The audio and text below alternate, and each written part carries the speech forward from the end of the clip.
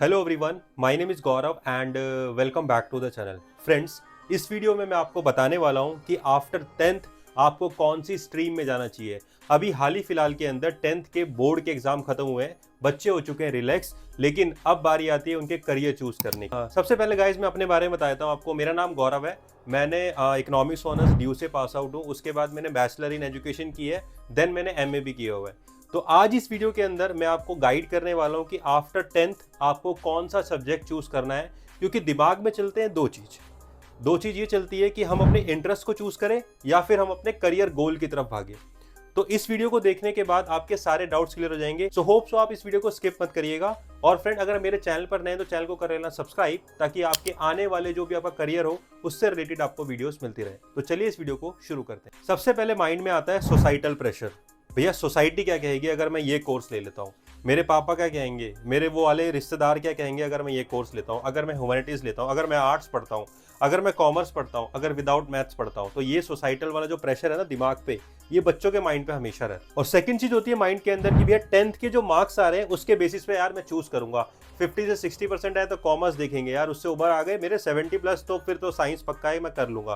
फिर उसके बाद जो लास्ट ऑप्शन बचता है वो होता है ह्यूमैनिटीज, मतलब मैं आर्ट्स में चला जाऊंगा। तो इस तरीके की माइंड में ये थिंकिंग बना लेते हैं बच्चे। और थर्ड ऑप्शन आता है करियर ऑप्शन कि यार मुझे ये बनना है, मुझे सीए के लिए जाना है, मुझे एमबीबीएस के लिए जाना है, मुझे आर्किटेक्ट के लिए जाना है, मुझे बीटेक करनी है। तो उसके अकॉर्डिंग फिर वो चूज करते हैं। फोर्थ ऑप्शन जो होता है ना गाइस, वो होता है दोस्तों के पीछे भागना। मेरा फ्रेंड जो है वो कॉमर्स ले रहा है, मैं भी कॉमर्स ले लेता हूँ, ताकि उसकी बर्बादी हो या वो भी अच्छा हो तो मेरा भी अच्छा ही हो। तो इस तरीके से सोच के भी लोग मतलब स्ट्रीम चूज करते हैं। और कई बार ऐसा हो जाता है कि हम गलत स्ट्रीम चूज कर लेते हैं, करना था कुछ और बट गाइडेंस के पीछे मार खा जाते हैं और फिर हम चूज कर लेते हैं कुछ और। साइंस लेके लोग आईएएस बनने की कोशिश करते हैं, तो उनके लिए थोड़ा सा डिफिकल्ट होता है। तो गाइस, इस वीडियो को मैंने सबसे पहले बांट दिया अकॉर्डिंग टू गोल। अगर आपका जो भी गोल है उसके अकॉर्डिंग आप सब्जेक्ट लेंगे। सेकंड पार्ट जो रहेगा वो रहेगा अकॉर्डिंग टू इंटरेस्ट के अकॉर्डिंग आपको क्या चूज करना चाहिए। गाइस, अगर आप साइंस लेते हैं और साइंस के अंदर आपको पता है कि आपके पास चॉइस होती है। अगर आप पीसीएम लेना चाहते हैं, फिजिक्स केमिस्ट्री मैथ, आप पीसीबी लेना चाहते हैं, या फिर सबसे खतरनाक पीसीबीएम, तो भैया बहुत ही ज़्यादा मुश्किल होती है वो। मतलब मैथ्स भी करना, साथ में केमिस्ट्री भी, बायो भी। तो कोई जो भी बिल्कुल वो करता होगा, शिद्दत से पढ़ता होगा, कहीं फालतू ध्यान नहीं होगा, वही वो कर पाएगा।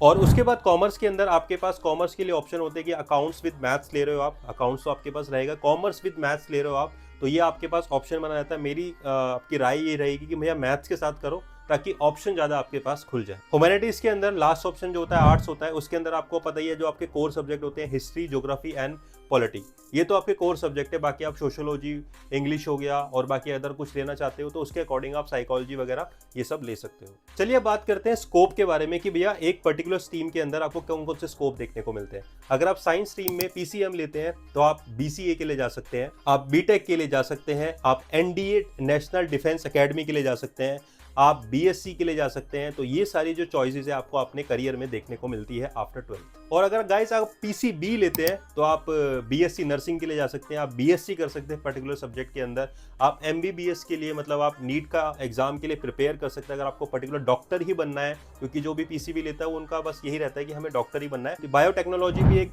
स्कोप होता है जिसमें आप बहुत अच्छा, बहुत वास्ट दूर तक जा सकते हैं।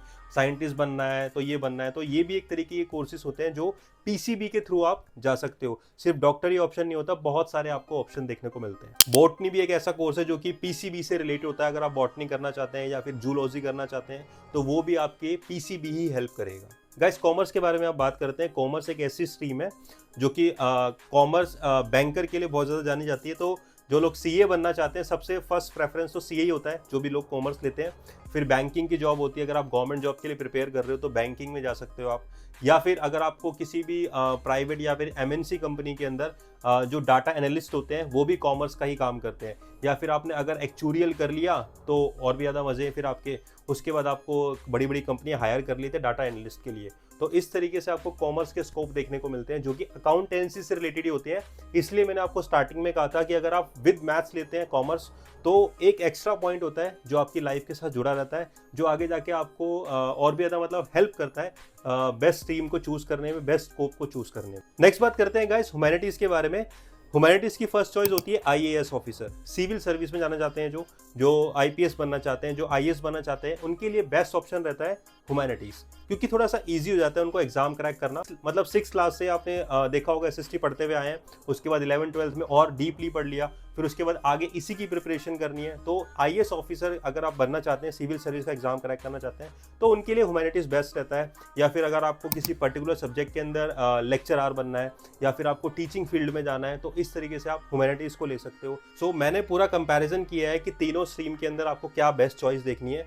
ये था ओनली ऑन आपका स्कोप बेस। अब बात करते हैं इंटरेस्ट बेस। गाइस देखो, इंटरेस्ट मेरे अकॉर्डिंग मुझे ऐसा लगता है कि सबसे पहले है बच्चे का। आप 10th क्लास तक जब पढ़ के आए हैं तो आपको खुद को पता होगा कि मुझे मैथ सॉल्व करना अच्छा लगता है या नहीं, मुझे फिजिक्स पढ़ना अच्छा लगता है या नहीं।